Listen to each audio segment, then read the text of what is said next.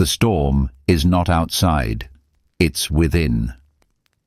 Every insult, every loss, every unexpected turn, they strike the same place, your peace of mind. But what if you could stand still while everything around you trembles? The Stoics called this apatheia, not apathy, but unshakable clarity. To stay calm in any situation is not to be emotionless, but to see clearly what belongs to you and what never did. In a world where outrage is currency, the calm mind is rebellion. This is not philosophy for monks, it's survival for the modern soul. Let us walk through the fire, not to escape it, but to understand that it cannot burn what is already whole. The storm is not outside, it's within. We wake to it. We carry it through crowded streets, silent offices, and empty rooms. It lives in the space between what we expected and what arrived, between who we thought we'd be and who we see in the mirror. The storm is not the traffic that makes us late, or the message left unread, or the opportunity that slipped through our fingers. The storm is what happens inside us when these things occur. Watch a city at rush hour, millions of faces, each one a universe of worry. The mother calculating whether she'll make it to the school pickup. The executive rehearsing tomorrow's presentation for the 100th time. The student replaying an argument, rewriting it, winning it in retrospect. We move through our days like ships in turbulent waters, believing the waves come from somewhere out there, when in truth we generate them ourselves. The ancient Stoics understood this with startling clarity. Marcus Aurelius, writing by candlelight in a military tent, watching an empire that would not stop bleeding, penned these words: "If you are distressed by anything external, the pain is not due to the thing itself, but to your estimate of it, and this you have the power to revoke at any moment." Read that again, slowly. The pain is not due to the thing itself. This is not victim blaming. This is not positive thinking propaganda. This is something far more radical, the recognition that between every event and our suffering lies a hidden translator, our judgment, our interpretation, our story about what this means, what it says about us, what it predicts about our future. Modern psychology has caught up to ancient wisdom. What Marcus called judgment, cognitive behavioral therapy calls automatic thoughts. What Epictetus named impression, neuroscience describes as the amygdala's threat assessment. The language changes, the truth remains. We are not disturbed by things, but by the views we take of them. Picture this. Two people receive the same email. We need to talk. One spirals into catastrophic thinking, termination, humiliation, loss. The other feels curiosity, perhaps mild concern. Same words, different storms, or rather one storm, one calm sea. The difference? Not optimism versus pessimism, not personality, but the relationship each person has with their own thoughts. We live in an age of manufactured anxiety. Our screens glow with emergencies that aren't ours, outrages we're invited to adopt, crises we're told we must carry. The news doesn't inform, it infects. Social media doesn't connect, it compares. We scroll through curated perfection and call our own lives lacking. We read about distant disasters and mistake vicarious grief for moral duty. The rain falls on the window. Watch it. Each drop follows physics, not emotion. It doesn't fall with malice or mercy. It simply falls. And yet, we look at rain and feel things: melancholy, peace, irritation, romance. The rain hasn't changed. We bring the meaning. This is the first truth you must grasp if you seek calm. Anxiety is not a response to the world. It is the world filtered through fear. Your colleague's brief reply isn't necessarily dismissive. The silence after your message isn't necessarily rejection. The change in plans isn't necessarily catastrophe. These are interpretations, not facts. And interpretations can be examined, questioned, released. But here's what makes this difficult. Our interpretations feel like perception. We don't notice ourselves adding meaning. We simply see the meaning as inherent to the event. Someone cuts us off in traffic, and we don't think, I am choosing to interpret this as a personal slight.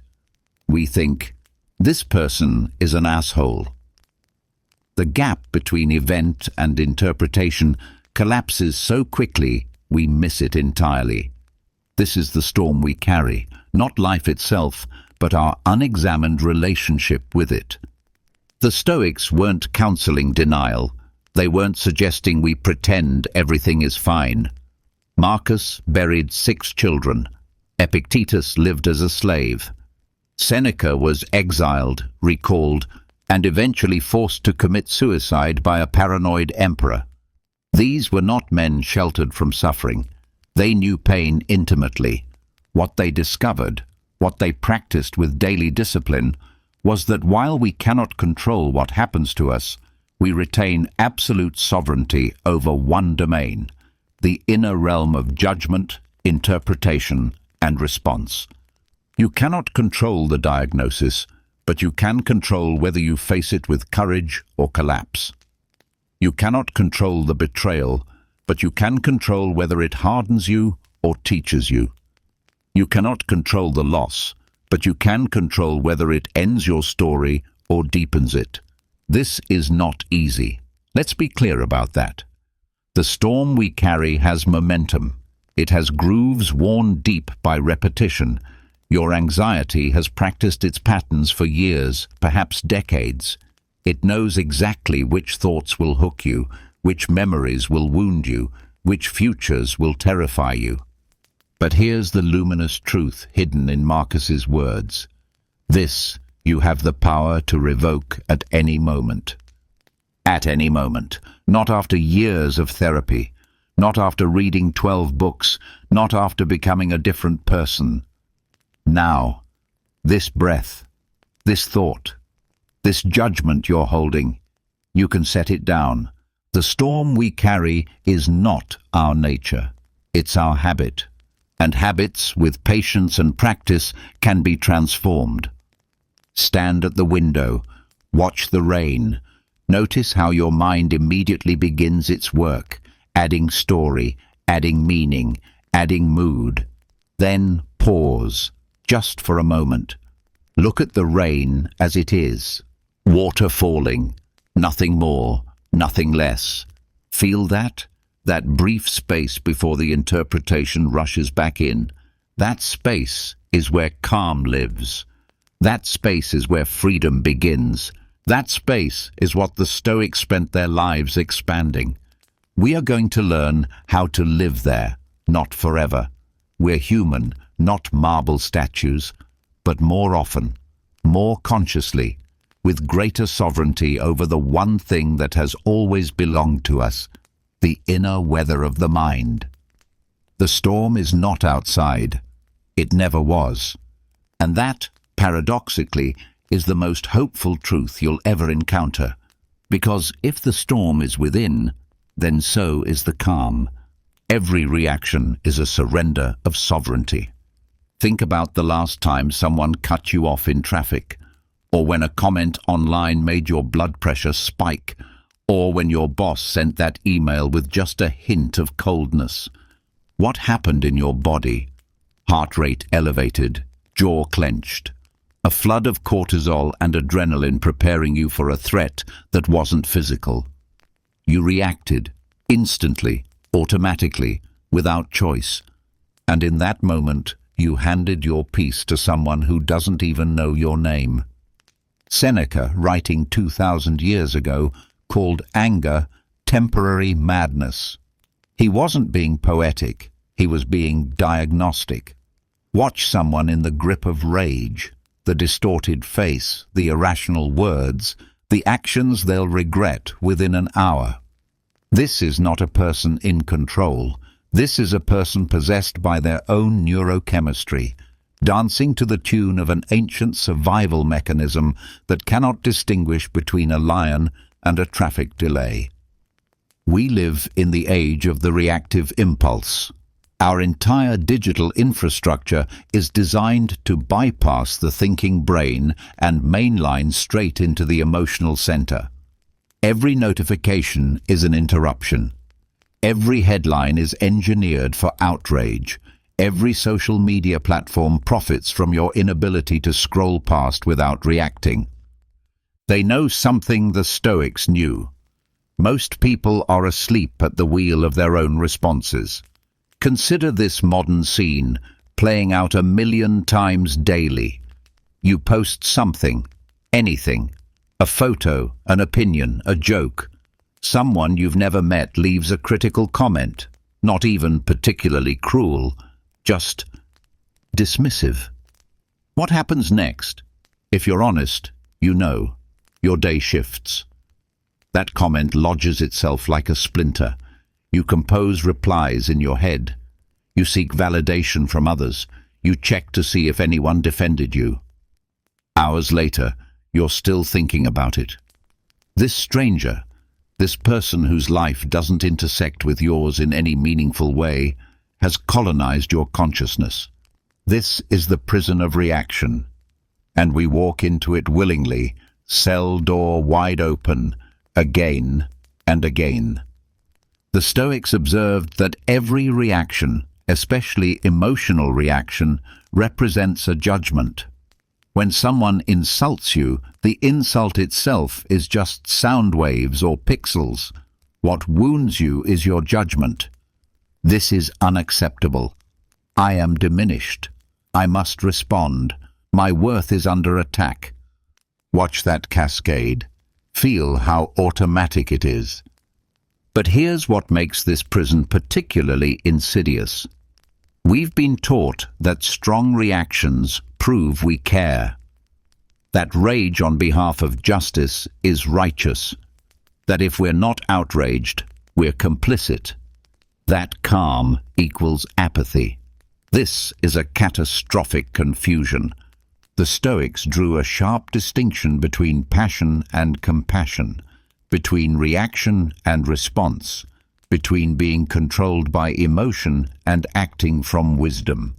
Epictetus didn't say, "Feel nothing."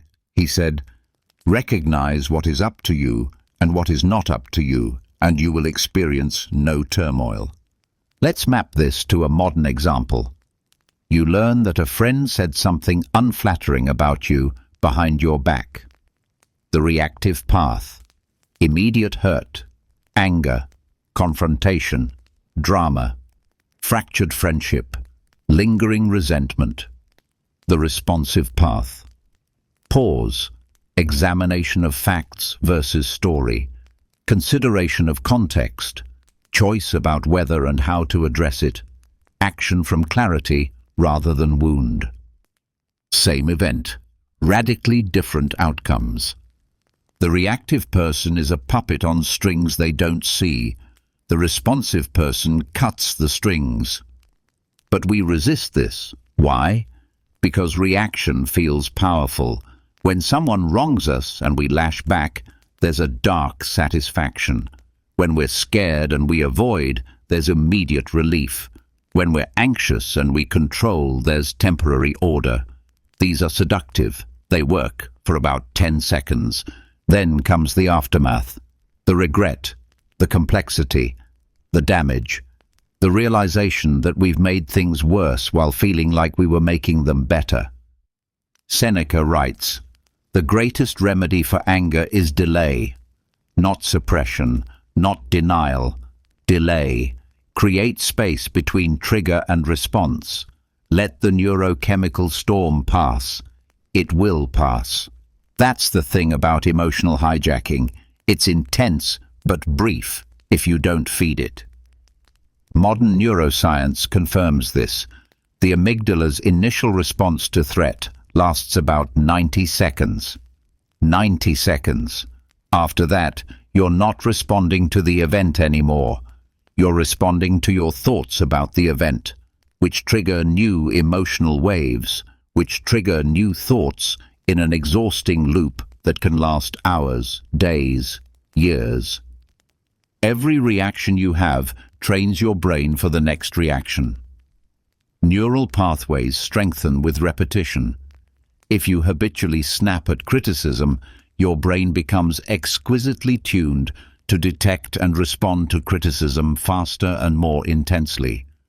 You're teaching yourself to suffer more efficiently. The prison of reaction has many cells. There's the cell of righteous anger, where you're always defending your dignity. The cell of anxiety, where you're always bracing for disaster. The cell of resentment, where you're always replaying old wounds. The cell of comparison, where everyone else's success diminishes you. Each cell has the same feature. You think you're responding to reality when you're actually responding to your interpretation of reality, filtered through years of conditioning, wounds, and unexamined assumptions. Here's the test. Could another person, facing exactly what you're facing, respond differently? If yes, and the answer is always yes, then you're not responding to objective reality. You're responding to your construction of reality. A Stoic walks through the same world you do. They face rudeness, disappointment, betrayal, loss. But they've practiced something you may have never considered, the sacred pause. Between stimulus and response, there is a space. In that space lies your freedom. This is not about becoming robotic. This is about becoming sovereign. The difference between a reaction and a response is consciousness. A reaction happens to you. A response comes from you. Watch a master craftsperson work. There's no frantic energy, no wasted motion, just precision, patience, and presence. Now watch someone in reactive mode. There's chaos, excess, drama, lots of motion, little direction. Your life is your craft. And right now, if you're honest, you're probably hammering nails with your forehead instead of a hammer. Every notification that pulls your attention, you gave it that power. Every comment that ruins your mood, you granted it that authority. Every minor setback that derails your day, you chose that interpretation. The prison of reaction has no locks, only habits. And the first step to freedom is noticing you're inside. We build plans on sand and call it strategy. Human beings are control addicts. We schedule our days down to 15-minute increments. We make 5-year plans. We calculate returns on investment, craft contingencies, prepare for scenarios. We operate under a beautiful, terrible delusion that life is manageable, predictable, subject to our will. Then Tuesday happens.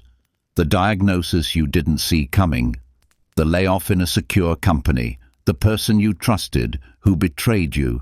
The accident that changed everything in an instant. The global pandemic that laughed at everyone's carefully constructed 2020 plans. Life has this way of reminding us that we were never in control.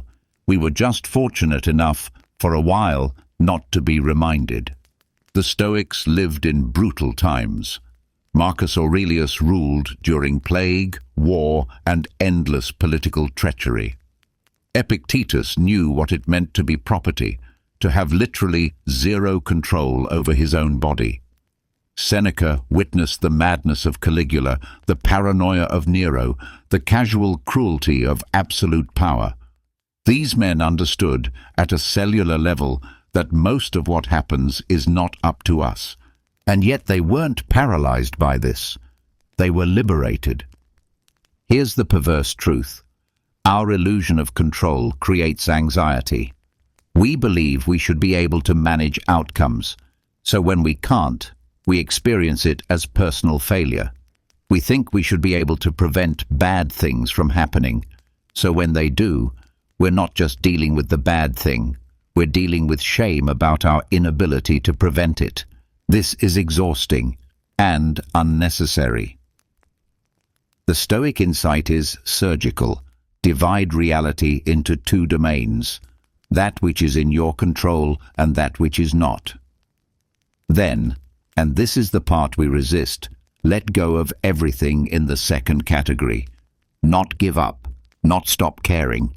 Let go. What's in your control? Your choices, your effort, your interpretation, your values, your response. That's it. That's the list. What's not in your control? Outcomes, other people's thoughts, the past, the future, the weather, the economy, aging, illness, death, literally everything else. We spend 90% of our mental energy on the second list and maybe 10% on the first. Then we wonder why we're anxious. Watch yourself plan something.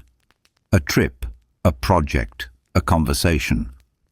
Notice how much of your planning is actually attempting to control things you cannot control. You're not just planning your actions, you're scripting other people's responses, predicting circumstances, trying to eliminate uncertainty.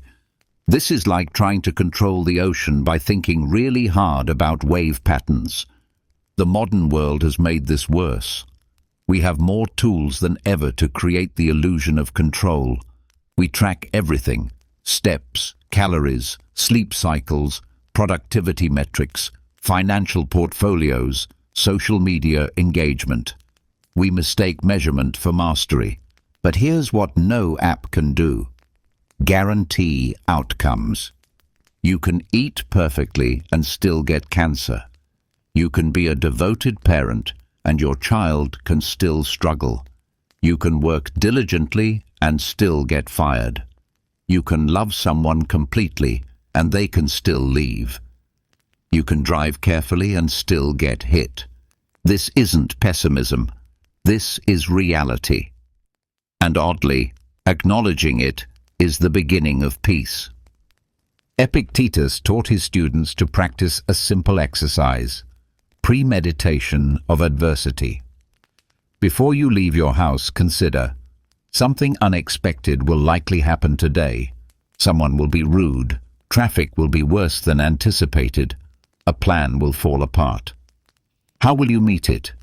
This isn't catastrophizing, it's removing the surprise factor.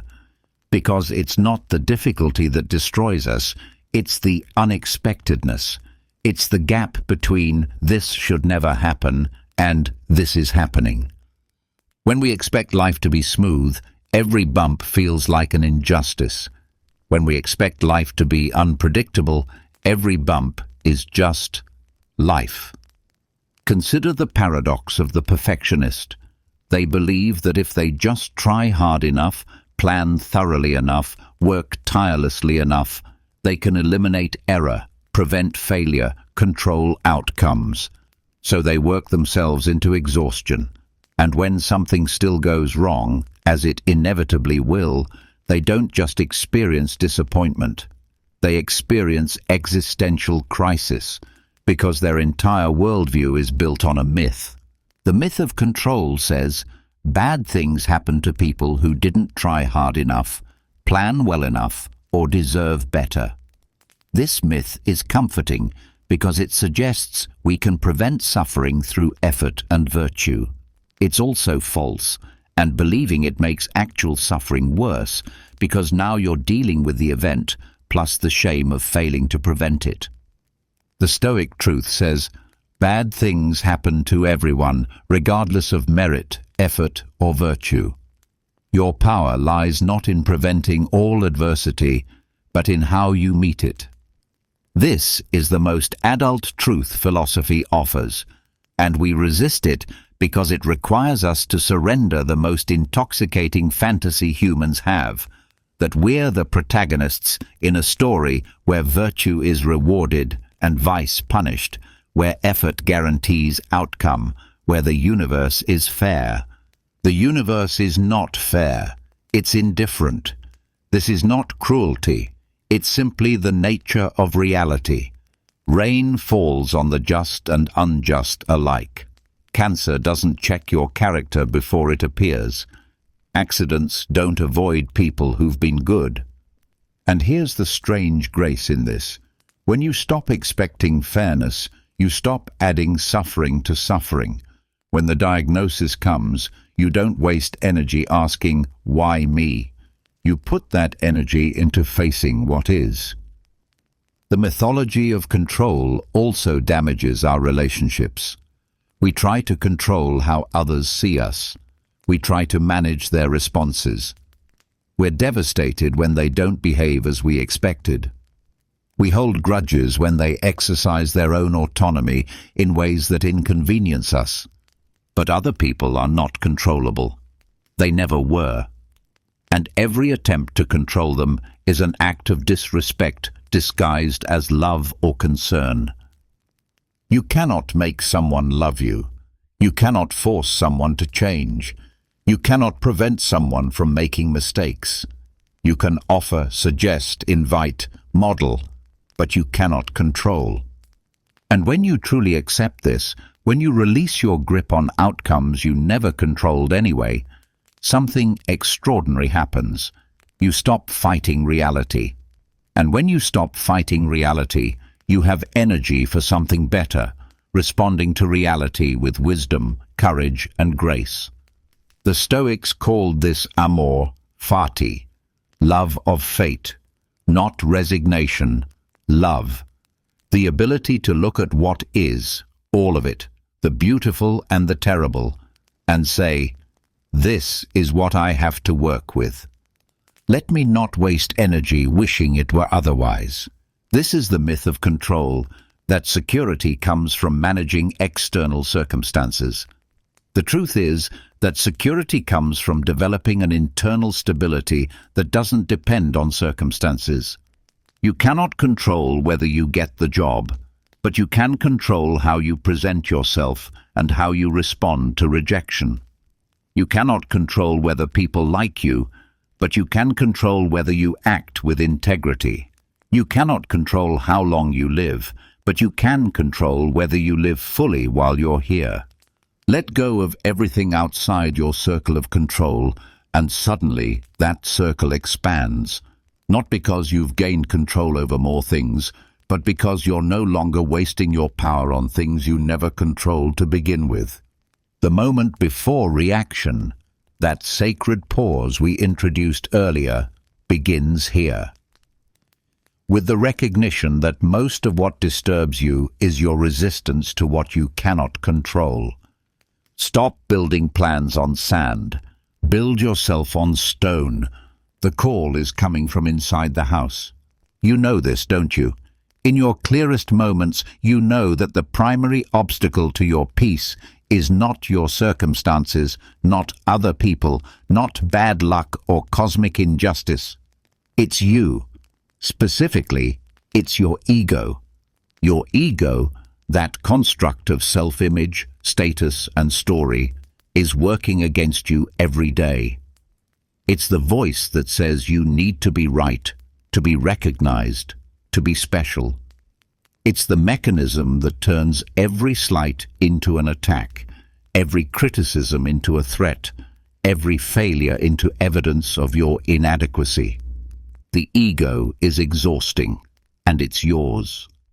Epictetus delivered one of philosophy's most liberating lines. You can be invincible if you never enter into contest where victory is not in your power. Read that again. You can be invincible, not through conquering the world, through refusing to fight battles you cannot win. And the ego loves unwinnable battles. It loves defending your reputation to people whose opinions don't matter. It loves proving you're right to people who aren't listening. It loves competing in games where the rules are rigged. Every time someone disrespects you, your ego screams for vindication. Every time someone succeeds in your field, your ego whispers that their success diminishes yours. Every time you fail, your ego crafts elaborate narratives about why it wasn't your fault, or if it was your fault, why that means you're fundamentally broken. This is the enemy within, and most people never even realize they're at war. Consider the anatomy of an ego wound. Someone criticizes your work. The criticism might even be valid, offered kindly, intended to help. But your ego doesn't hear feedback. It hears attack. Because your ego has conflated your work with your worth. It cannot distinguish between "this could be better" and "you are inadequate." So what do?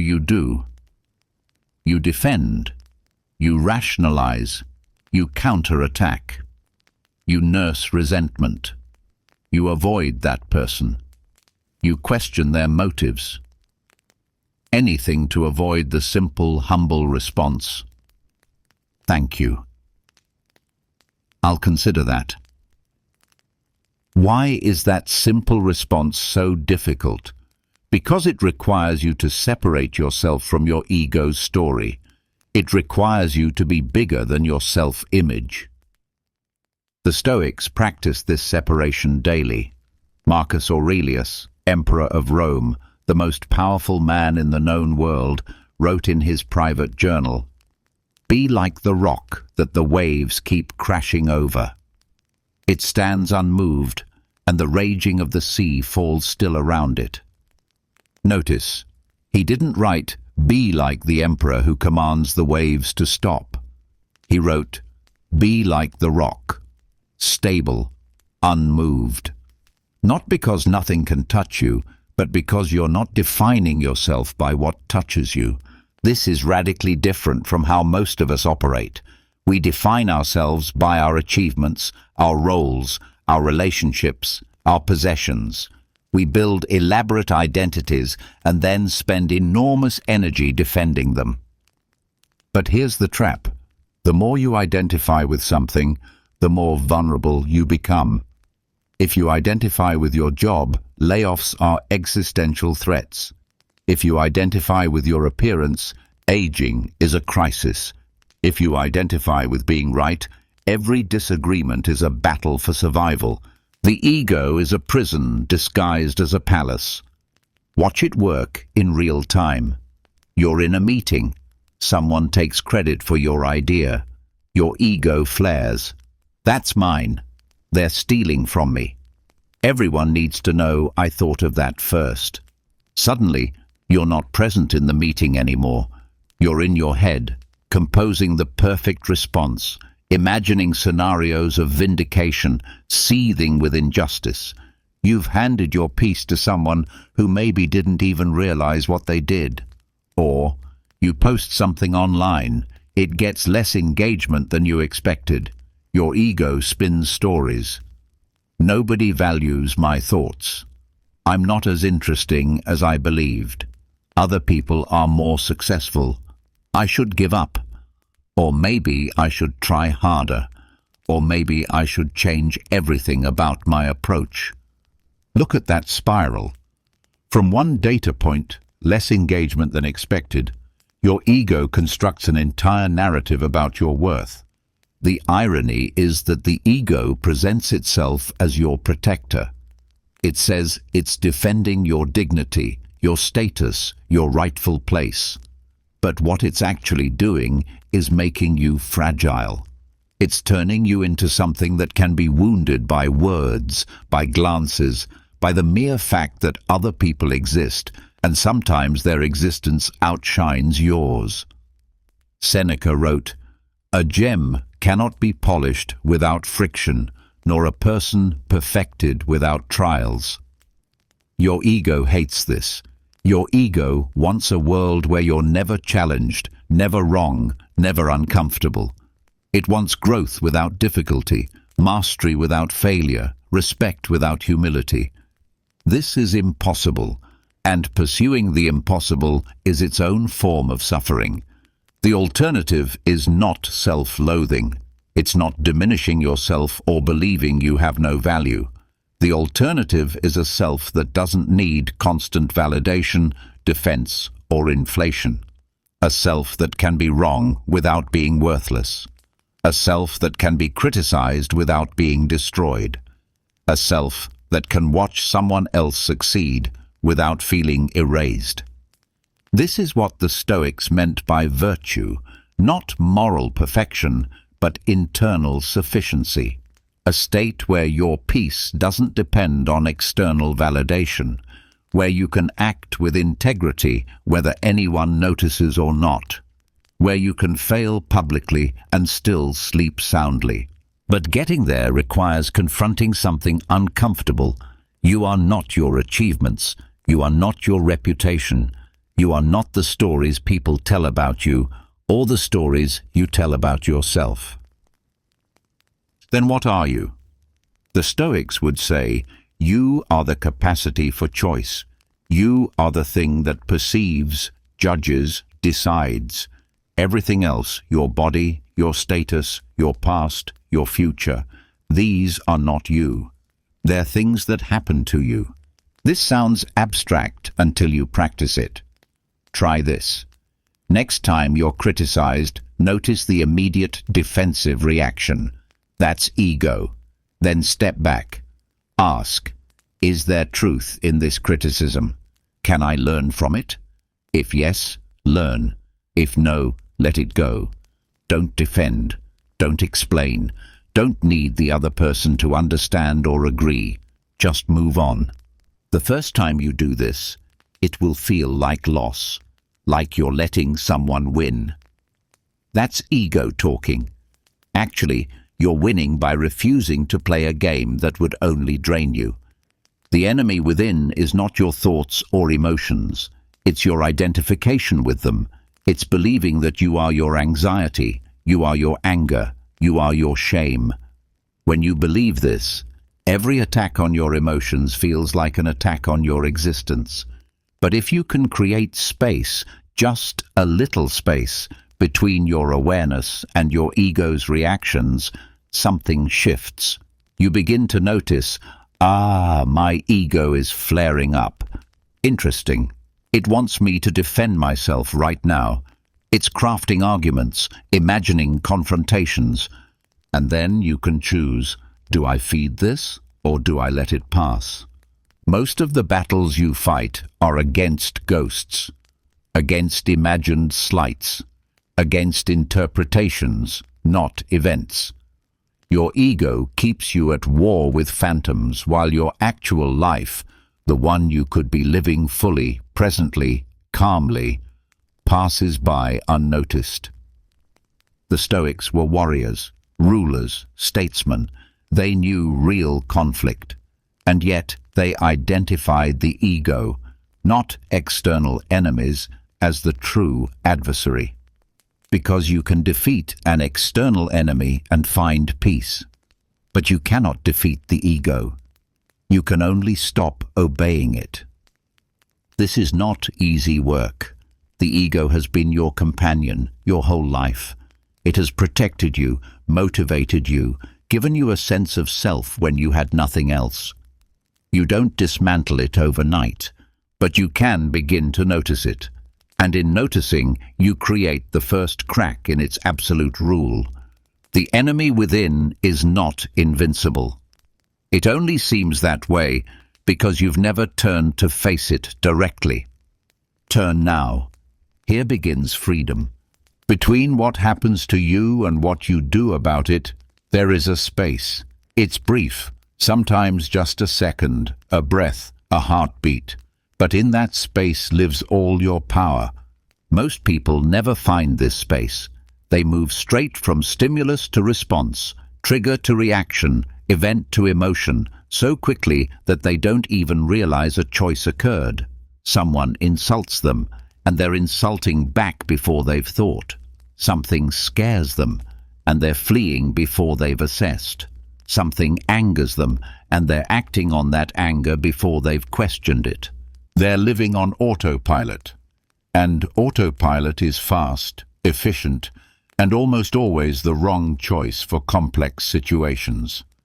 The Stoics called this space prosophy, attention, awareness, presence. It's the practice of catching yourself in the act of reacting and introducing a pause before you complete the reaction, not suppression, not denial, just space. Modern neuroscience gives us the mechanics. When something happens, your amygdala, the brain's threat detection system, responds within milliseconds. It's fast because it evolved to keep you alive when a rustling bush might contain a predator. But the problem is that your amygdala cannot distinguish between a lion and a rude email. It treats them both as threats and floods your system with stress hormones accordingly. Then, if you give it time, your prefrontal cortex, the reasoning, planning, wise part of your brain, comes online. This takes seconds, maybe 6 seconds, maybe 60, but it takes time. The moment before reaction is the moment you give your prefrontal cortex a chance to participate in your life. Watch someone in traffic who's just been cut off. Their face changes instantly, jaw clenched, hands gripping the wheel. Maybe they honk, maybe they shout, maybe they speed up to cut the other person off in return. This all happens in 3 seconds. There was no pause, just stimulus response like a machine. Now imagine the same situation, but this time the person notices their anger rising. They feel their hands tighten, their heart rate increase, and instead of immediately acting on it, they breathe. 1 breath, maybe 2. They might still be angry, but now there's awareness of the anger rather than total identification with it. And in that awareness, a question becomes possible. What do I want to do here? Not what does my anger want me to do? Not what does my ego demand? Not what would feel immediately satisfying? But what do I, from a place of clarity and values, actually want? Maybe the answer is still honking. Maybe it's a confrontation. But now it's a choice, not a compulsion. And that changes everything. This is the practice Viktor Frankl famously articulated after surviving the Nazi death camps. Between stimulus and response, there is a space. In that space is our power to choose our response. In our response lies our growth and our freedom. The Stoics practiced this by imagining difficult scenarios in advance. Epictetus told his students, "When you're about to get angry with someone, say to yourself, 'I cannot be sure that this is a mistake.' By doing so, you will be more ready to tolerate the situation." Notice the technology here. He's not saying, "Don't be angry." He's saying, "Introduce doubt before you commit to the narrative that justifies anger." That doubt is the pause. That pause is the space. That space is your freedom. Let's make this practical. You wake up to a message that ruins your mood. Could be anything, a criticism, a cancellation, bad news. Your immediate reaction is emotional, maybe anger, maybe fear, maybe despair. That's normal. That's human. The question is, what happens next? Path A. You marinate in the emotion. You text back immediately, saying things you'll regret. Or you spiral into catastrophic thinking. Or you make decisions from a place of emotional flooding. 3 hours later, you've made things worse, and you're exhausted. Path B. You notice the emotion. I'm feeling angry right now. That's interesting. You don't act on it immediately. You might go for a walk. You might sit with it. You might journal. You give yourself 6 minutes before you respond. And in those 6 minutes, the neurochemical storm subsides. You still might be upset, but now you're upset with access to wisdom, not just reaction. Same trigger, radically different outcomes. The moment before reaction is not about being calm, it's about being conscious. You might still cry, still confront, still feel intensely, but you're present with your experience rather than possessed by it. This requires practice. Your neural pathways have been carved deep by years of immediate reaction. The stimulus-response loop is a highway in your brain, and you've driven it 10,000 times. The pause is a dirt path through the woods. You have to consciously choose it over and over until it becomes its own kind of automatic. But here's what makes this practice revolutionary. The more you find the pause, the longer it becomes. What starts as a 1-second gap between trigger and reaction gradually expands. Eventually, you live more of your life in that space. You become less reactive and more responsive, less driven and more intentional. The ancient practices that cultivate this space are now everywhere. Meditation, mindfulness, deep breathing, somatic awareness. These aren't mystical practices. They're neurological training. You're literally building the capacity to notice your own mental state in real time and to choose what you do with that awareness. A simple technique. When something triggers you, place one hand on your chest and one on your abdomen. Breathe slowly. Feel your hands rise and fall. This sounds too simple to work, but what you're doing is activating your parasympathetic nervous system, the rest and digest response that counteracts fight or flight. You're giving your body the signal, we're safe, we have time, we don't need to react right now. 30 seconds of this can shift your entire response. The moment before reaction is also where compassion lives. When someone attacks you and you react immediately, you see only an enemy. When you pause, you might remember, this person is suffering. Their attack comes from their own pain, not from who you are. You don't have to accept the attack, but you don't have to meet it with matching hostility either. This doesn't make you weak, it makes you free, because you're no longer controlled by every provocation, every disappointment, every fear. Marcus Aurelius practiced this daily. You have power over your mind, not outside events. Realize this, and you will find strength. The realization he's pointing to happens in the pause.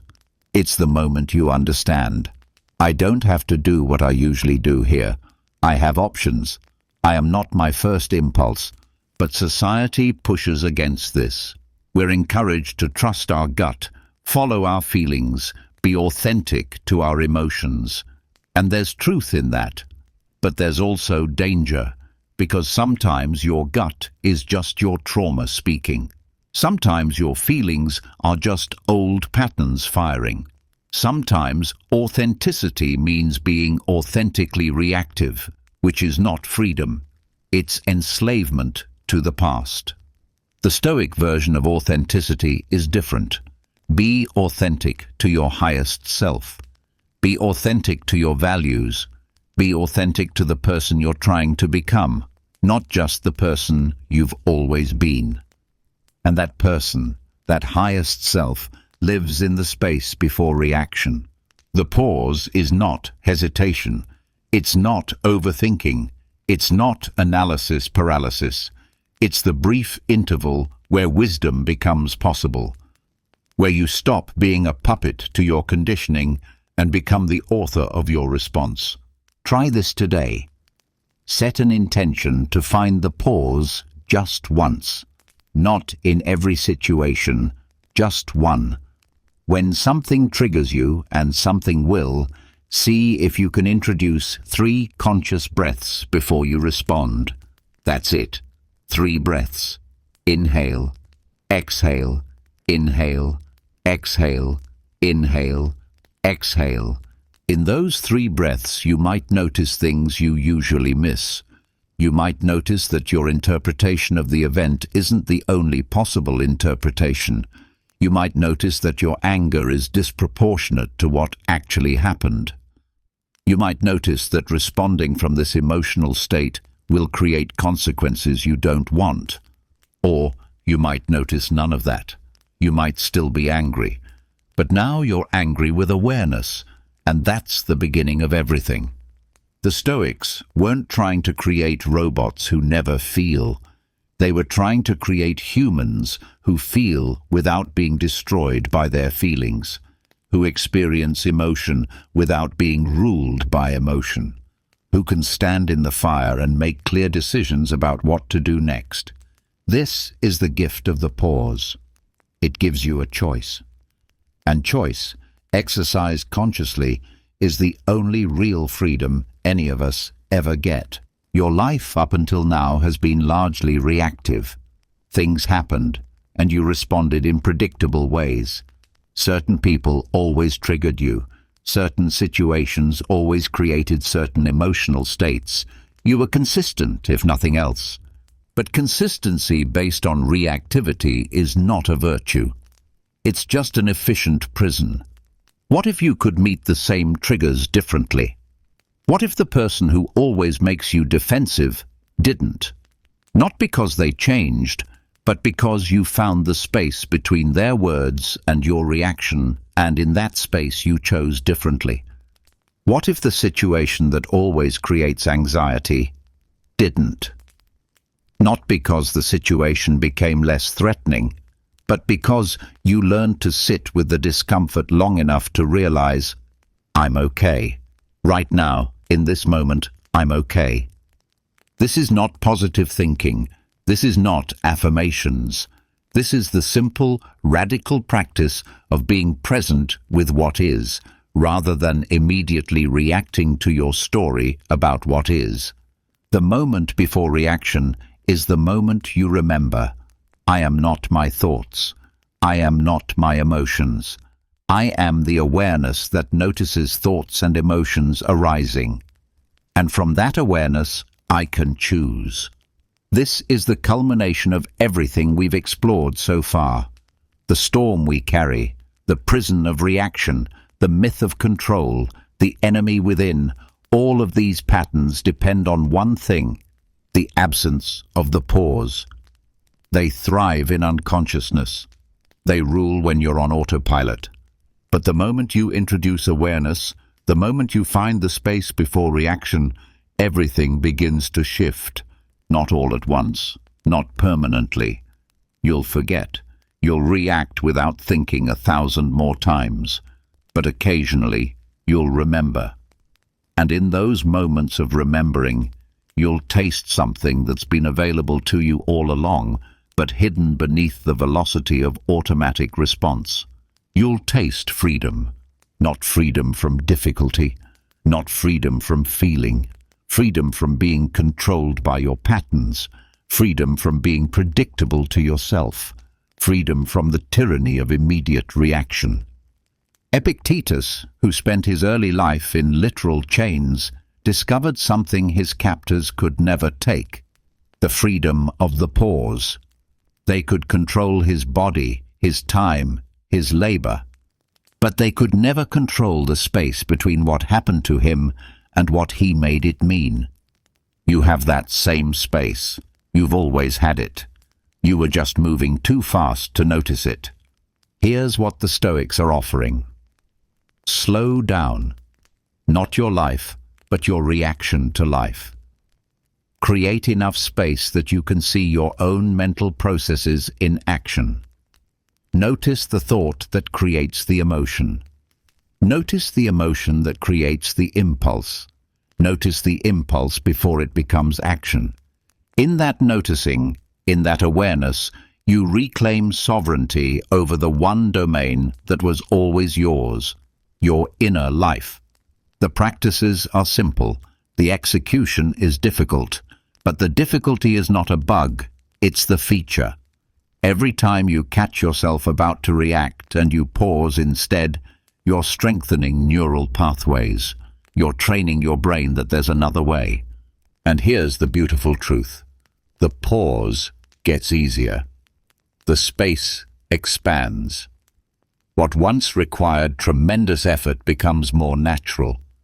Not because your circumstances improve, but because you're developing a new relationship with your circumstances. You're becoming someone who can be triggered without being controlled. Someone who can feel deeply without being swept away. Someone who can face chaos with a still center. This is not numbness. This is not detachment. This is presence. This is wisdom. This is the calm that can exist in any situation because it doesn't depend on the situation. The fire within, the storm we carry, the reactions we can't control, the chaos of our inner lives, all of this can be transformed. Not eliminated, but transformed.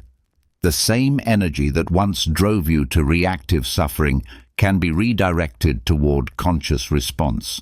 But it begins in the smallest possible place, the moment before reaction. That moment is happening right now, and now, and now. Every moment is the moment before reaction. Every moment is your chance to choose. The Stoics spent their lives practicing this choice, not because they achieved permanent calm, but because the practice itself was the point. Each time they paused, each time they chose awareness over automaticity, they were living philosophically. They were embodying wisdom, even if just for a moment. You can do the same. Starting now, not by becoming perfect, but by becoming conscious. Not by never reacting, but by catching yourself a little sooner each time. Not by controlling your emotions, but by creating space around them. The moment before reaction is not a destination, it's a practice. A daily, moment-by-moment practice of waking up to your own life.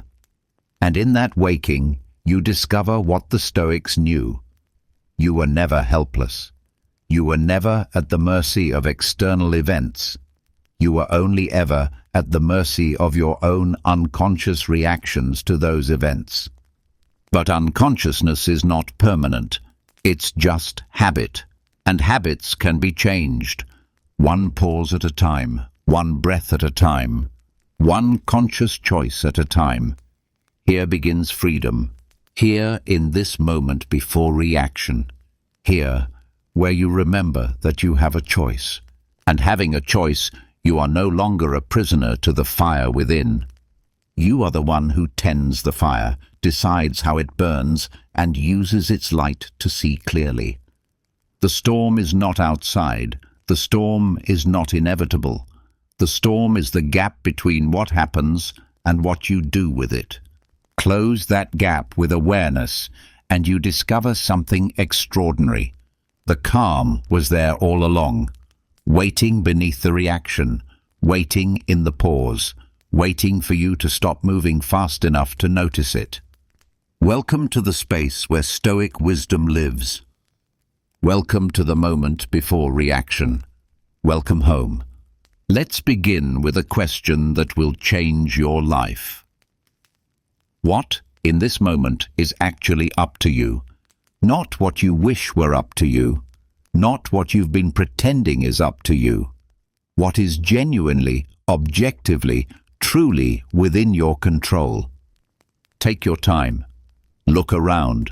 Consider your circumstances, your relationships, your career, your health, your future, your past, the weather outside, the economy, other people's opinions, your reputation, the outcome of your efforts. What can you actually control? If you're honest, and this honesty is where freedom begins, the answer is smaller than you want it to be. Much smaller. Epictetus, the Stoic philosopher who began his life as a slave, articulated what he called the dichotomy of control. Some things are up to us, and some things are not up to us.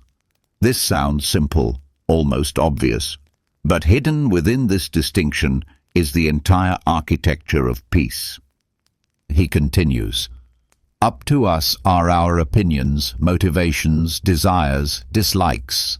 In short, everything that is our own doing. Not up to us are our body, our possessions, our reputations, our positions. In short, everything that is not our own doing. Read that list again, slowly. Your body is not entirely up to you.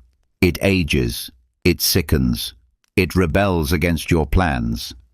You can influence it through exercise, nutrition, rest, but you cannot command it.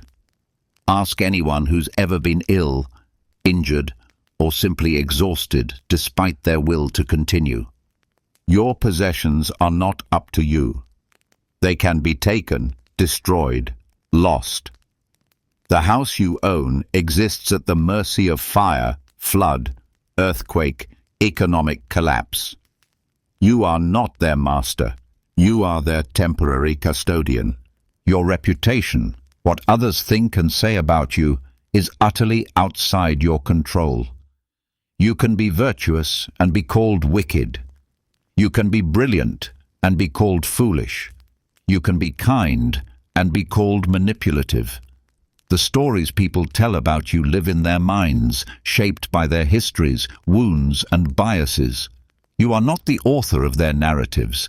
Your position, your status, your role, all contingent. The promotion you worked years for can evaporate with a corporate restructuring. The career you built can become obsolete. The relationship you cherished can end regardless of your devotion. This is not pessimism. This is precision. And here's what makes this liberating rather than depressing. While all of that is not up to you, something else entirely is. Your opinions, how you interpret what happens, your motivations, why you do what you do, your desires and dislikes, what you choose to pursue or avoid, your values, what you decide matters, your character, who you're becoming through your choices. These are yours, absolutely, completely, inviolably yours. No one can make you interpret an event as catastrophic. They can create difficult circumstances, but the meaning you assign is yours. No one can force you to desire what destroys you. They can tempt, suggest, model, but the desire itself is yours to cultivate or starve. No one can determine your values. They can pressure, reward, punish, but the final choice of what you hold sacred is yours alone. This is the dichotomy, and it's a razor that cuts through every anxiety, every resentment, every desperate attempt to control the uncontrollable. Let's apply this to something real. You're facing a career loss. The company is downsizing, and you're let go. Not because you failed, just because the numbers didn't work. It's happening. That's not up to you. Here's what is up to you. How you interpret this. Is it evidence of your inadequacy? Or is it a neutral economic event? Is it the end of your professional life? Or is it a redirection? You get to decide the story. Not immediately. You'll likely feel shock, anger, fear first. But eventually, you choose the interpretation. What's up to you?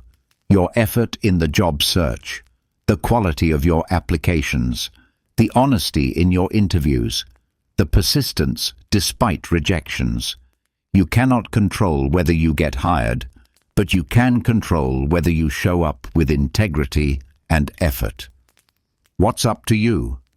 Whether you become bitter or remain open, whether you blame the world or examine what you can learn, whether you let this event harden you or refine you. All of that, the most important parts, are yours.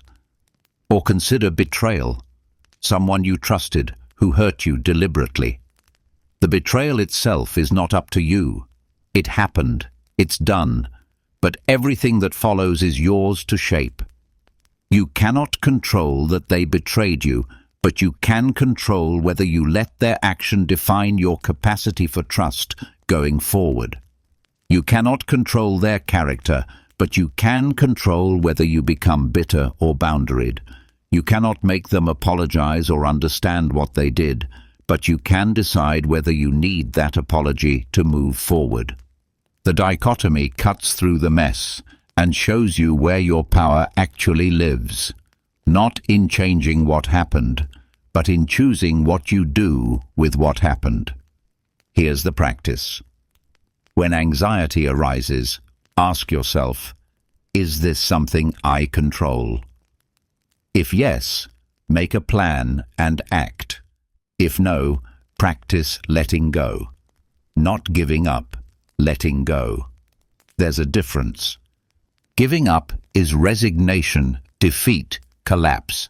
Letting go is releasing your grip on something that was never yours to hold. It's the difference between a clenched fist and an open hand. Most of what we worry about falls into the "not up to me" category. We worry about whether people will like us, whether our plans will work out, whether we'll get sick, whether the economy will crash, whether our children will make good choices, whether our partner will stay, whether we'll live long enough to accomplish our goals. None of that is up to us, none of it. And every minute spent worrying about it is a minute stolen from the one domain where you have actual power, your choices in this present moment. The Stoics practiced a morning meditation on this. Before facing the day, they would remind themselves, "Today I will meet people who are meddling, ungrateful, violent, treacherous, envious, and antisocial. They are like this because they don't know the difference between good and bad. But I have understood the nature of the good and seen that it is the beautiful, and the nature of the bad and seen that it is the ugly." This isn't cynicism, it's preparation. They're setting boundaries around their expectations. Other people's behavior is not up to me. My response is, the dichotomy of control is not about passivity. You don't stop trying to influence outcomes. You don't abandon your goals or stop caring about results.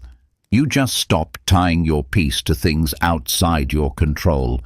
You want the job. Fine. Do everything within your power to get it. Prepare thoroughly. Present yourself well. Follow up professionally.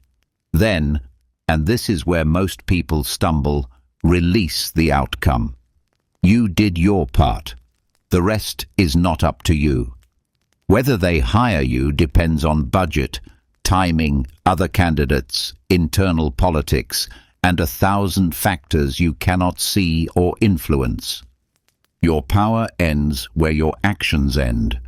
Everything beyond that is outside your circle of control. And here's what happens when you truly internalize this. You become unshakable. Not because nothing can touch you, but because you're no longer investing your peace in things you cannot control. Someone insults you. Not up to you. Whether you feel insulted, up to you. The project fails despite your best efforts. The failure, not up to you. How you respond to failure, what you learn from it, whether you try again, up to you. This is surgical. This is precise. This is the difference between diffused anxiety about everything and focused energy on what actually matters. Imagine your life as a circle.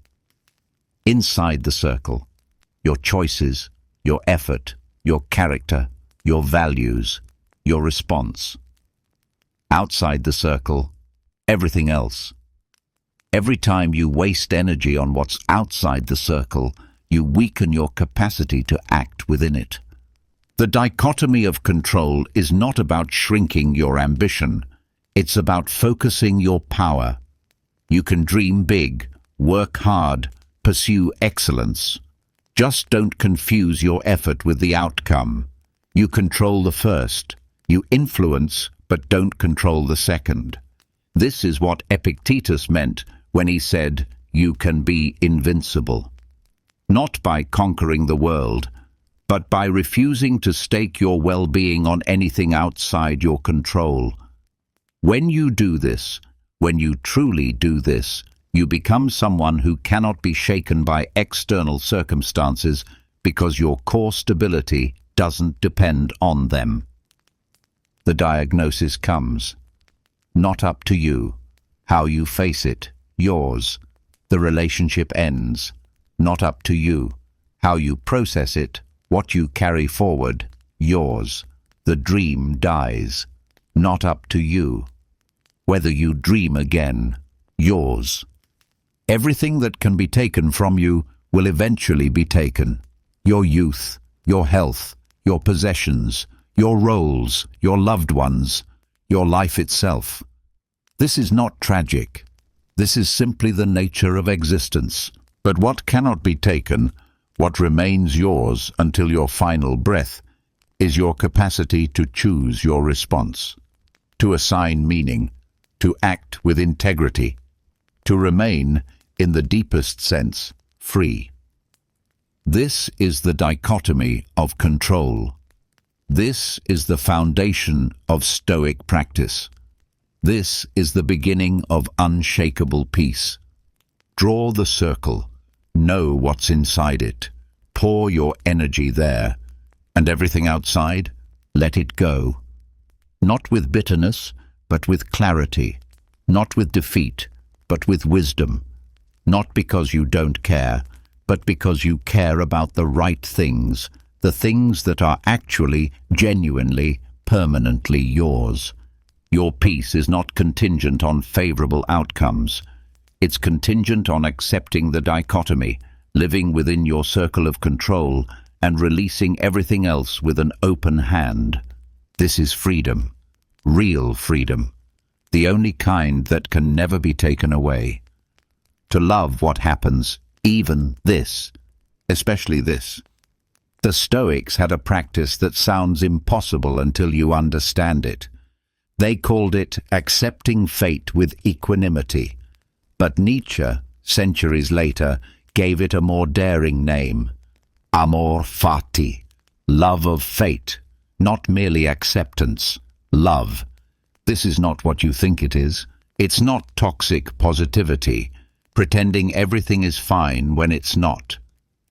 It's not spiritual bypassing, avoiding grief by calling suffering a blessing. It's not resignation, giving up because resistance is futile. Amor fati is something stranger and more powerful, the practice of meeting reality with such complete acceptance that acceptance transforms into affirmation.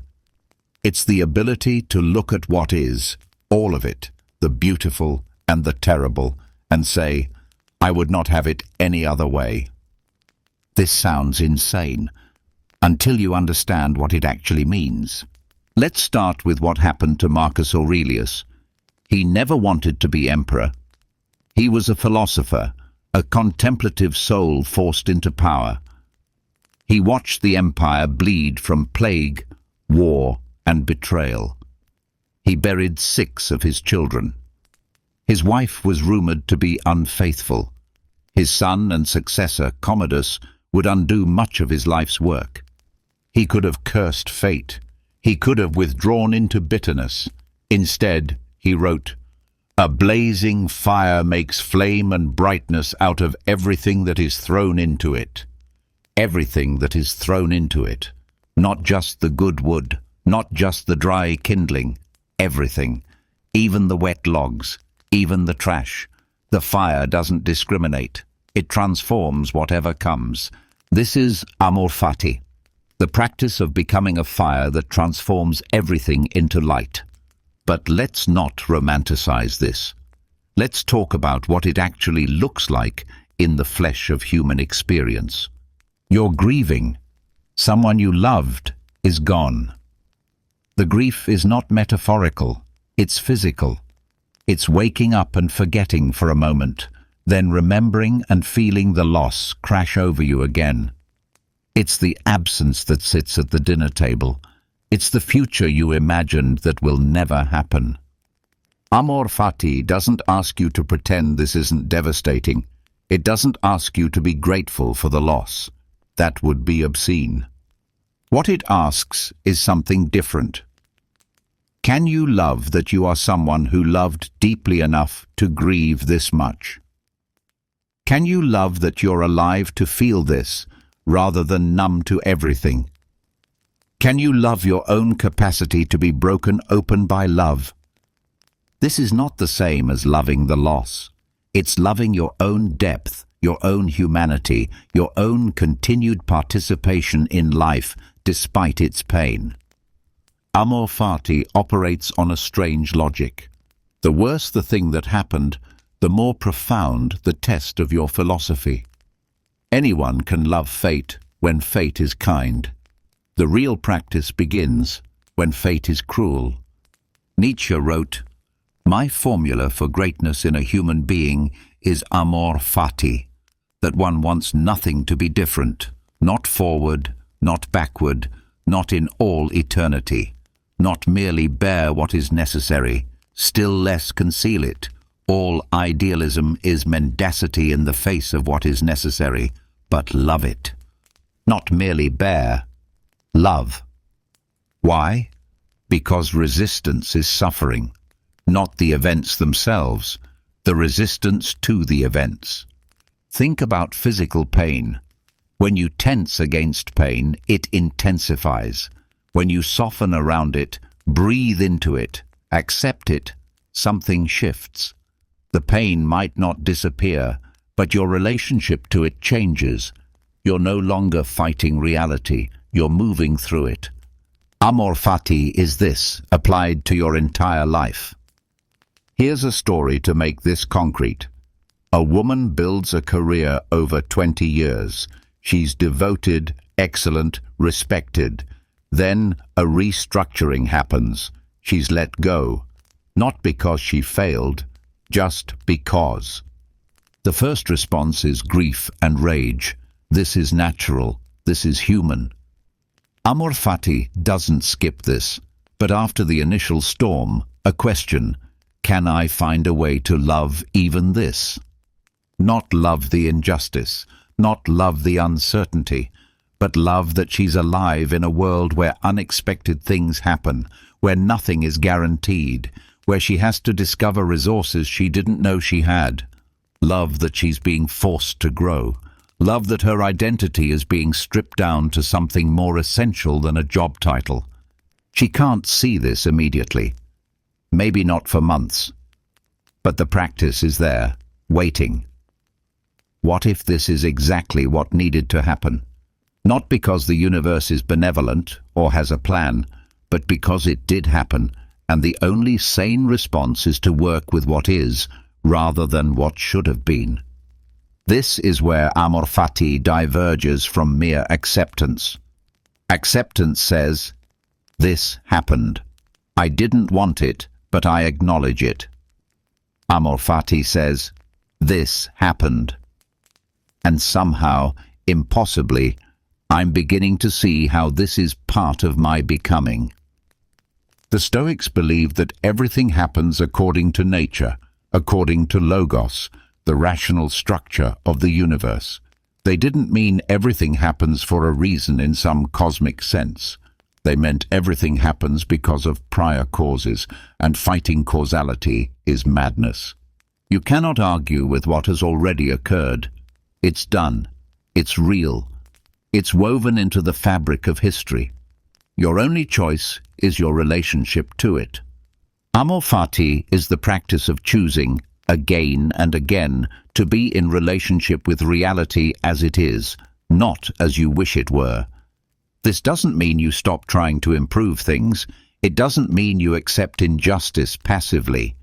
It means you stop adding the suffering of resistance to the suffering of the situation itself. There's a Stoic exercise.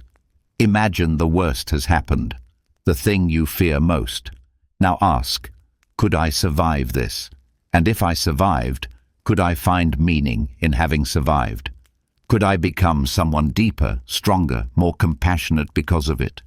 Almost always, the answer is yes. Not easily, not without pain, but yes. And if you can survive the worst, if you can find meaning even there, then you can love fate. because fate becomes not something happening to you, but something you're participating in. You're not a victim of your story, you're a co-author. Here's the practice. When something difficult happens, after the initial emotional response, ask yourself, what would it mean to love that this happened? Not immediately, not forced, but as an inquiry, a door you leave open. Sometimes the answer comes quickly. I can love that I'm being pushed to grow. Sometimes it takes years. I can love that this loss taught me what truly matters. Sometimes it never comes, and that's okay too.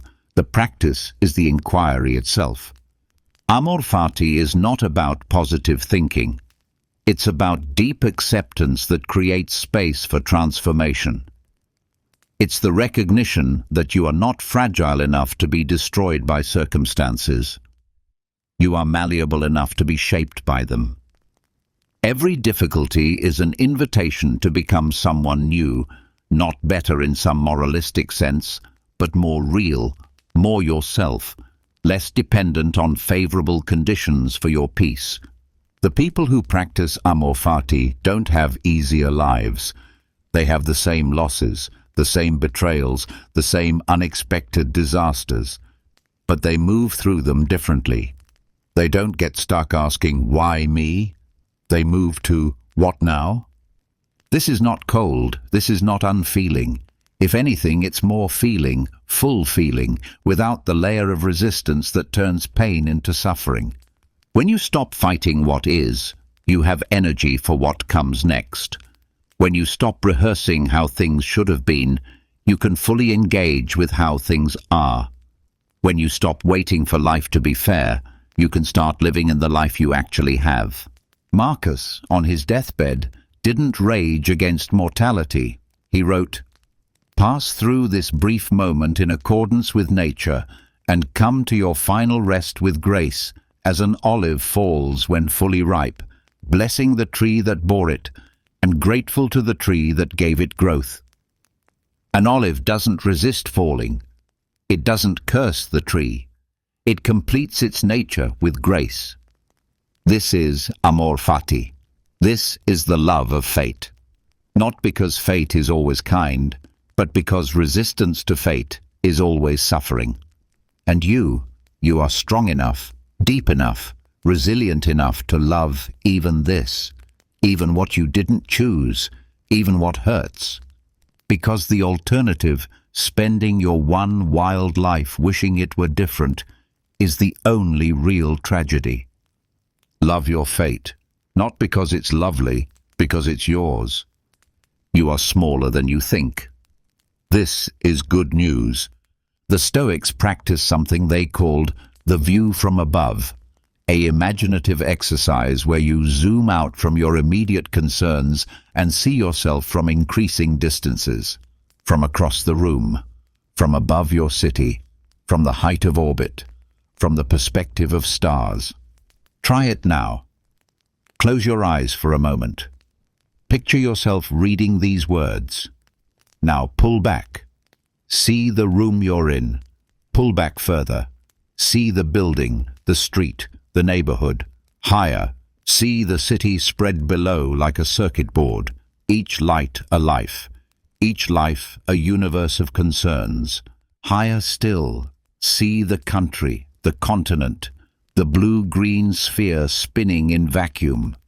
See it from the moon's distance. See it from beyond the solar system. A pale blue dot, as Carl Sagan called it, suspended in a sunbeam. Everything you've ever worried about is happening on that dot. Every anxiety, every ambition, every petty grievance, every moment of heartbreak and triumph, all on that barely visible speck. How does your current problem look from here? This is not meant to diminish your experience. It's meant to contextualize it, to give you the relief of perspective when you're drowning in the immediacy of your concerns. Marcus Aurelius practiced this daily. Asia and Europe, mere corners of the universe. The ocean, a drop of water. Mount Athos, a clod of earth, the present moment, a point in eternity. Everything is tiny, changeable, vanishing. He wasn't being nihilistic. He was being freed. When you understand how brief this moment is, how small your place in space and time, something paradoxical happens. Your concerns don't disappear, but they lose their ability to devastate you. The argument that consumed your morning shrinks to its actual size. The embarrassment that haunted you for days becomes a ripple in an ocean. We live most of our lives with our nose pressed against the canvas, examining every brushstroke with desperate intensity. The view from above is stepping back far enough to see the whole painting. From that distance, you notice things you miss up close. You notice patterns. You notice that the crisis you're in now resembles the crisis you survived 3 years ago. You notice that what felt permanent was temporary. You notice that you've been here before and you got through. Consider the scale of deep time. The universe is 13.8 billion years old, the Earth 4.5 billion, life on Earth 3.7 billion, modern humans 300,000 years. Recorded history about 5,000 years. Your life, if you're lucky, maybe 80 or 90 years. You are a breath, a flicker, a brief pattern of organized matter that thinks and feels and then dissolves back into the elements. This should terrify us. Instead, the Stoics found it liberating. Why? Because if nothing lasts, nothing has to be perfect. If you're temporary, your failures are temporary. If your existence is brief, then so are your embarrassments, your losses, your pain. The view from above doesn't make your life meaningless. It makes your anxiety meaningless. There's a difference. Your life, the love you give, the beauty you notice, the kindness you offer, the truth you speak, this matters intensely. But your reputation, your status, your need to be right, your fear of judgment, these shrink to nothing when seen from sufficient distance. Picture this. 1,000 years from now, no one will remember your name. The things you worried about, career setbacks, social missteps, financial anxieties, will have evaporated completely. The works of your hands will be dust. The memory of your face will be forgotten. This is not depressing. This is permission. Permission to fail without catastrophe. Permission to be imperfect without shame. Permission to take risks because the downside is temporary and the upside is being fully alive while you're here. The view from above also reveals the interconnection of things. From up high, you see that you're not separate from the world, but part of its fabric. The oxygen you breathe was exhaled by trees. The atoms in your body were forged in dying stars. You are made of universe, and when you die, you return to universe. You're not an isolated ego fighting for survival. You're a wave in an ocean, briefly distinct, but never truly separate. This perspective was central to Stoic ethics. When you see yourself as part of a larger whole, your concerns naturally expand beyond yourself. Marcus wrote, "What doesn't benefit the hive doesn't benefit the bee. You are the bee. Humanity is the hive. Your well-being and the collective well-being are not opposed. They're interwoven. When you zoom out far enough, self-interest and collective interest converge. But the view from above has another gift. It reveals the preciousness of this moment precisely because it's so brief. You have, at most, a few thousand weeks on this planet. Many of those are already gone. What remains is not infinite. It's countable, limited, rare. When you truly understand this, not intellectually but viscerally, you stop wasting time on things that don't matter. You stop holding grudges because who has time for that? You stop postponing joy because later might not come. You stop taking the people you love for granted because every moment with them is borrowed from an eventual goodbye. The view from above makes you present. When you know this is temporary, you pay attention. You notice the light through the window, the sound of laughter, the feel of water on your skin. You live like someone who knows they're alive. This is existential humility, not self-loathing, humility. The recognition that you're not the center of the universe, and that's a relief. The weight of being the protagonist of reality is crushing. The freedom of being one character among billions is exhilarating. Your problems are real to you. They should be. You're living them. But they're also temporary, contextual, and smaller than they feel. The view from above doesn't solve them. It just stops them from consuming you. Try this practice. When anxiety spirals, when worry keeps you awake, when you're convinced that this problem is insurmountable, zoom out. Not as escape, but as perspective. See yourself from across the room, then from above your building, then from space. Ask, in the vastness of time and space, how much does this actually matter? Sometimes the answer is, not much. And that's freeing. Sometimes the answer is, it still matters. And that's clarifying. Either way, you've created space. You've stepped out of the prison of your own perspective. Marcus practiced this even with his mortality. Think of yourself as dead. You have lived your life. Now take what's left and live it properly. Every moment is posthumous. You're already dead from the perspective of your future self looking back. So what does that future self wish you had done with this moment? Worried or lived? The view from above is not cold. It's merciful. It's the gift of context in a world that constantly demands you treat every moment as life or death. Most moments aren't. Most concerns won't matter next week, let alone next year. You are a brief, beautiful, temporary arrangement of matter. You think, you feel, you love, you suffer. And then you return to the universe from which you came. While you're here, this breath, this moment, this tiny span of consciousness, what will you do? Worry about things that won't matter? Or live with the urgency and presence of someone who knows they're mortal? The view from above doesn't make you smaller. It makes your concerns smaller. And in that space, between the vastness of the universe and the brevity of your life, you find the perfect size for being human. Not too big, not too small, just right. Just here, just now, just this. Look up, see yourself from far away, then come back down and live like you understand what you just saw. This is enough. You are enough. This moment is enough. And that impossibly is everything.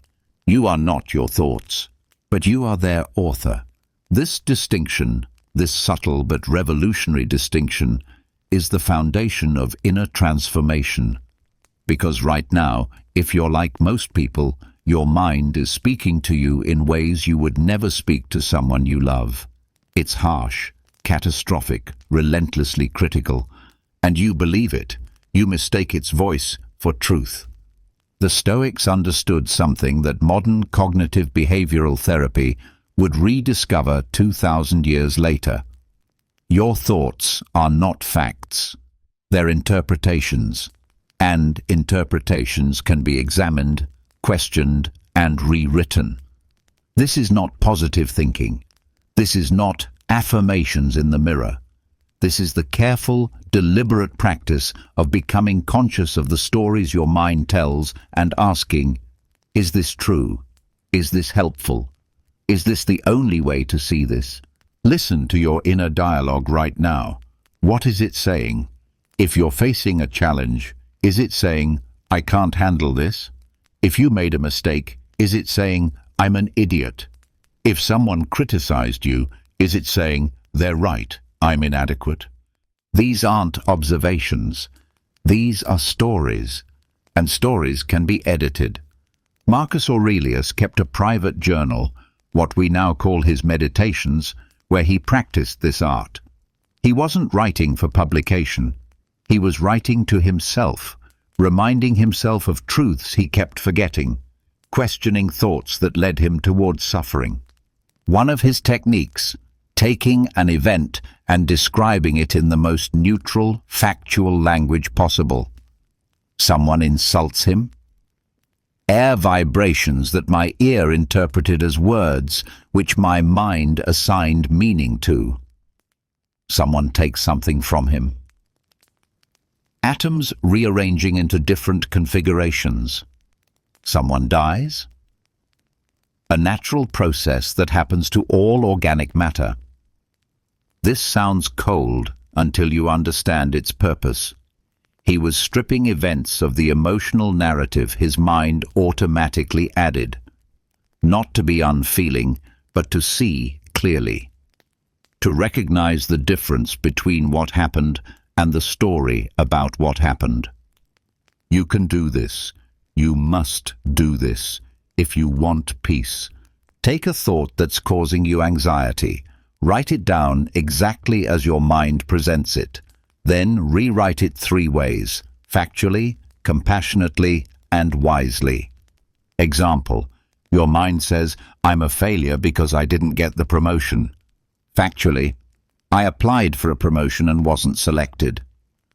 Compassionately, "I'm disappointed because I wanted this," and disappointment is a natural human response to not getting what we hoped for. Wisely, "This outcome wasn't in my control.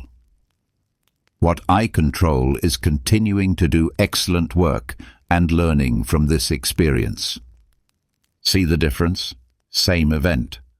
4 completely different relationships to it. The first one creates shame and paralysis. The last 3 create space, understanding, and possibility.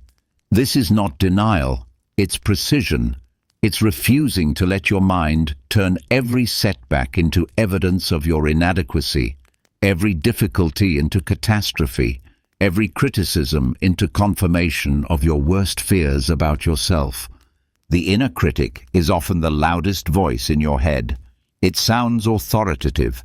It sounds like it's protecting you by keeping you humble, alert to danger, prepared for the worst. But here's the truth. The inner critic is a liar, not because it's malicious, but because it's operating on outdated programming. It's trying to keep you safe using strategies that made sense when you were 7 years old and dependent on others' approval for survival. But you're not 7 anymore, and the voice that once protected you is now imprisoning you. You can talk back to it. You should talk back to it. When it says, "You'll never be good enough," you can respond, "That's a thought, not a fact. I've succeeded before. I can succeed again, and my worth doesn't depend on success anyway." When it says, "Everyone is judging you," you can respond, "Most people are too busy worrying about themselves to think about me. And those who do judge, their judgment is about them, not me." When it says, "This is unbearable," you can respond, "I've borne difficult things before. I'm bearing this right now. It's hard, but hard is not the same as impossible." This is Socratic dialogue applied to your own mind. You become both student and teacher, asking questions, examining assumptions, refusing to accept the first thought as final. The Stoics called this prosoche again, attention, vigilance, but not vigilance toward external threats, vigilance toward your own mental habits.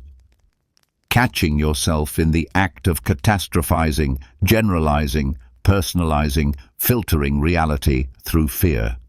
Modern psychology has named these cognitive distortions: all-or-nothing thinking, overgeneralization, mental filtering, jumping to conclusions, magnification, emotional reasoning, should statements, labeling, personalization, blame. The Stoics didn't have these terms, but they recognized the patterns, and they practiced catching them in real time. Epictetus taught his students, first say to yourself what you would be, and then do what you have to do. This applies to inner dialogue too. First, decide who you want to be, someone ruled by fear-based thoughts, or someone who examines thoughts with wisdom. Then practice being that person. The practice is simple but not easy. Notice, question, reframe. Notice, I'm having the thought that I'm not good enough. Question, is this true? How do I know? What evidence contradicts this? What would I tell a friend who had this thought? Reframe, I'm learning, I'm growing, I'm exactly where I am, and that's okay. This takes seconds, but those seconds create space between the automatic thought and your emotional response. That space is freedom. You can also practice gratitude as a form of reframing. When your mind spirals toward what's wrong, what's lacking, what's threatening, deliberately direct it toward what's working, what's present, what's beautiful, not as denial, as balance. Your mind has a negativity bias. Evolution wired you to notice threats more than blessings, because noticing threats kept your ancestors alive. But that same bias, in modern life, creates unnecessary suffering. You can counteract it. Yes, this is difficult, and also I have people who love me, and also I've survived 100% of my worst days so far, and also there's coffee and morning light and the possibility of change. Both can be true. The difficulty and the grace. Holding both is wisdom. Another practice. Write yourself a letter from the part of you that is wise, calm, and compassionate. What would that part say to the part of you that's struggling? What perspective would it offer? What reminder would it give? Then read that letter when you need it.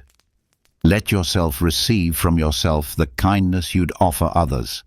Because here's the truth. You're going to be talking to yourself for the rest of your life. You might as well make that conversation one of wisdom rather than warfare. You are not your thoughts, but you are responsible for which thoughts you feed, which you question, and which you let guide your life. The Stoics believed that the quality of your life depends on the quality of your thoughts. Marcus wrote, "The soul becomes dyed with the color of its thoughts." What color are you choosing? Fear or courage? Scarcity or abundance? Victimhood or agency? Your inner dialogue is not fixed. It's a practice. A daily, moment-by-moment practice of authoring yourself into being. Not creating a false self, but revealing your wisest self, the one that's always been there, under the noise. That self speaks differently, gently, firmly, honestly, with compassion and without illusion. Listen for it, cultivate it. Let it become the voice you hear most often, because the mind you live with is the life you live. Make it a good one. Stillness is not the absence of motion, it's mastery within it. The Stoics were not monks. They were senators, generals, emperors, merchants, people in the arena of life, facing real stakes, real pressure, real chaos. The calm they cultivated was not retreat from the world, but presence within it. This is what we need to understand about Stoic serenity. It's not passive. It's not withdrawal. It's directed energy. It's action without anxiety. It's engagement without being overwhelmed. Think of a surgeon in the operating room. Lives depend on precision. There's blood, there's time pressure, there's no room for error. Does the surgeon panic? Number. Panic would kill the patient. Instead, focused calm, steady hands, clear mind, absolute presence. This is Stoic action. Chaos outside, stillness inside, and from that stillness, perfect response. Or consider a firefighter entering a burning building. The fire doesn't care about their fear. It doesn't pause while they process their emotions. They move forward, not recklessly, but with trained calm. Assessment, decision, action, all while their body screams at them to run. This is not suppression. This is discipline. The fear is there. The awareness of danger is sharp. But they've trained themselves to act from clarity rather than panic. They've cultivated the calm in the arena. The modern world is full of arenas, some dramatic, most ordinary. The parent facing a child's meltdown in a grocery store. The emergency room nurse on hour 12 of her shift.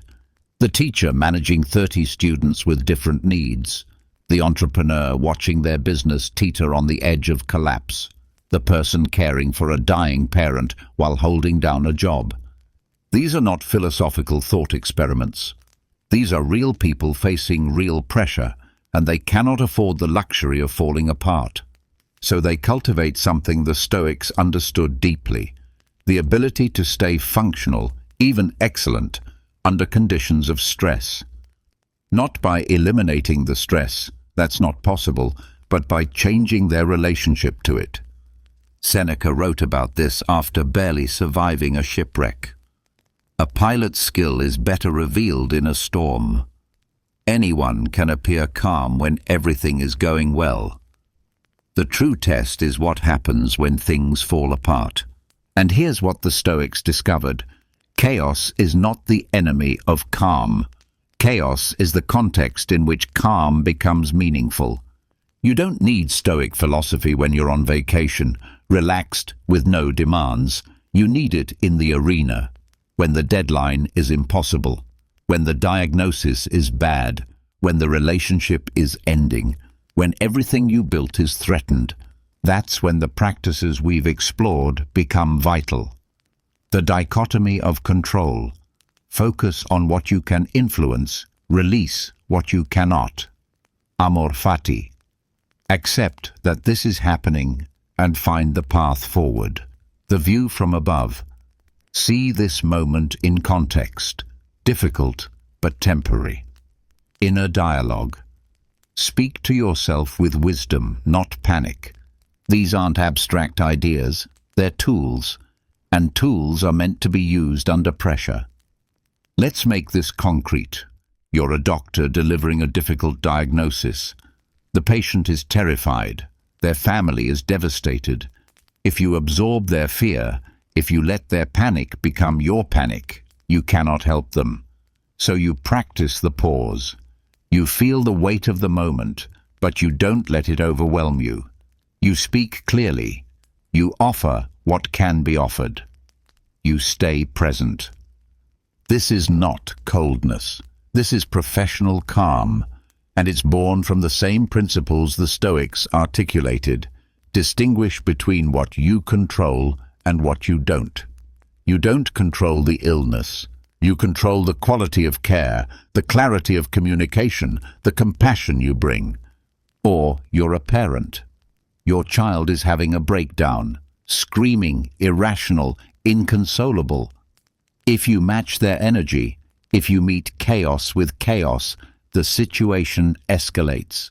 So you practice being the calm center. You acknowledge their feelings without being swept into them. You hold space. You breathe.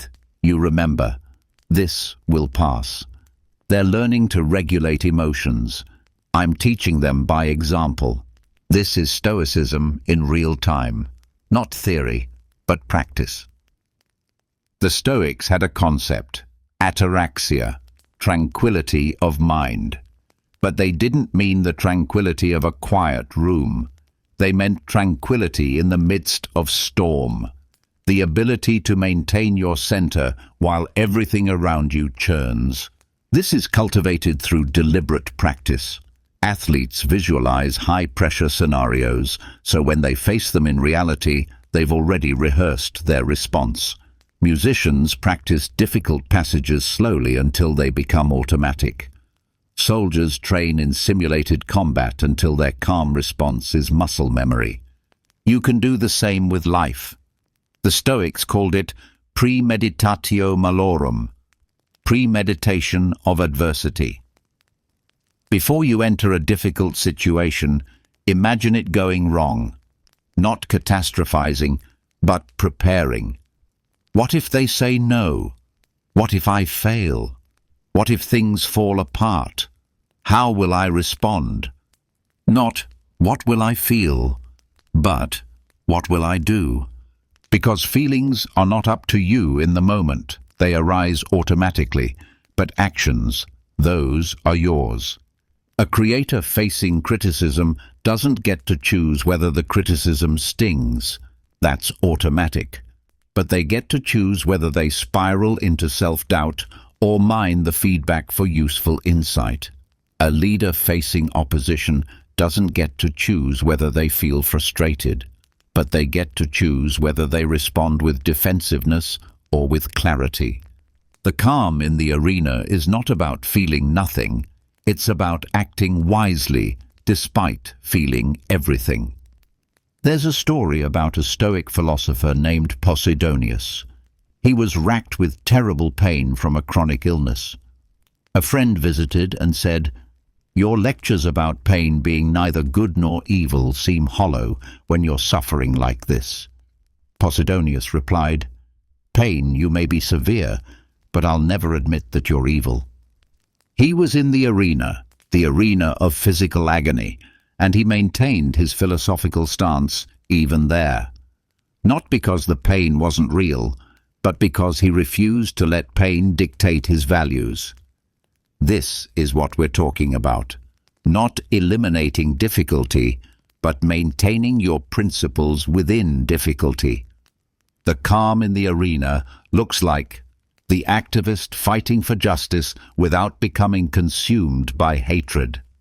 The athlete competing fiercely without losing their integrity. The entrepreneur risking everything without tying their self-worth to outcomes. The artist creating without needing validation. The lover giving their heart without demanding guarantees. It's full engagement with life, but not desperate clinging. It's caring deeply without being destroyed by the things you cannot control. It's being in the fire, doing the work, facing the stakes, but not losing yourself in the process. This is what makes Stoicism practical rather than merely philosophical. It's not a retreat to a monastery. It's a manual for living in the world as it actually is. Unpredictable, often difficult, sometimes brutal, but also worth engaging with fully. Marcus Aurelius ruled an empire. He could have retreated to comfort, surrounded himself with yes-men, avoided difficulty. Instead, he spent years on the battlefield, made impossible decisions, carried unbearable responsibilities. And he did it with philosophical calm, not because nothing bothered him, but because he'd trained himself to see clearly and act wisely even when bothered. His journal reveals a man who struggled, who felt overwhelmed, who wanted to quit, but who kept choosing, again and again, to meet each moment with as much integrity as he could muster. That's the model, not perfection, not invulnerability, just showing up again and again with whatever calm you can bring to the chaos. The practices accumulate. Each time you pause before reacting, you're training yourself for the next time.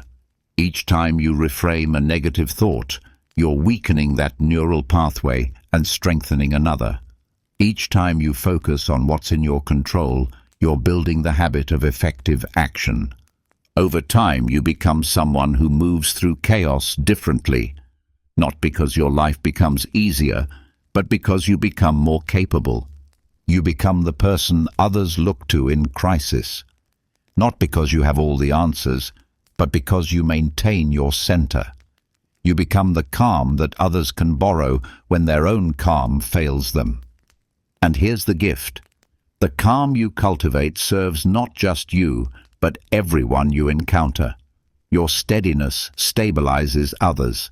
Your clarity cuts through confusion. Your presence creates space for others to find their own ground. This is what the Stoics meant by virtue benefiting the whole community. Your inner work has outer effects. The arena needs people who can stay functional under pressure. It needs people who don't add panic to panic, chaos to chaos. It needs you, calm in the center, acting from wisdom. You're in the arena right now. Your life is the arena.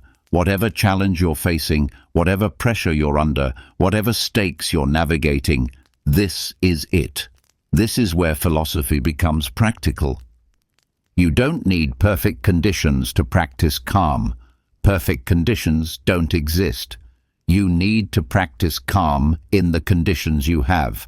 Messy, uncertain, demanding, real. The surgeon doesn't wait until surgery is easy. The firefighter doesn't wait until fires are safe. The parent doesn't wait until children are rational. They show up and do what needs doing with as much skill and calm as they can bring. You can do the same. Not perfectly, not always, but more often than you do now. And more often becomes your new baseline, your new normal, your new nature. This is the discipline of perception, seeing clearly despite chaos. This is the practice of serenity, maintaining your center while engaged with life. The storm is not outside. We established that in Act 1. The storm is within, but now we understand something more. The calm is also within. And the calm, properly cultivated, can exist alongside the storm, can function within it, can even use it. Because stillness is not the absence of motion, it's mastery within it. You are in the arena. You always have been. The question is not how to escape it. The question is, how will you move through it? With panic or with presence? With reaction or with response? With fragmentation or with wholeness? The Stoics offer you a choice that's available in every moment. Act from your center, not from your fear, not from your ego, not from the chaos around you, from the still point within. That's where your power is. That's where your wisdom lives.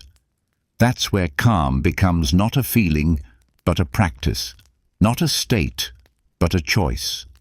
And the choice is always, always yours, even here, even now, even in this,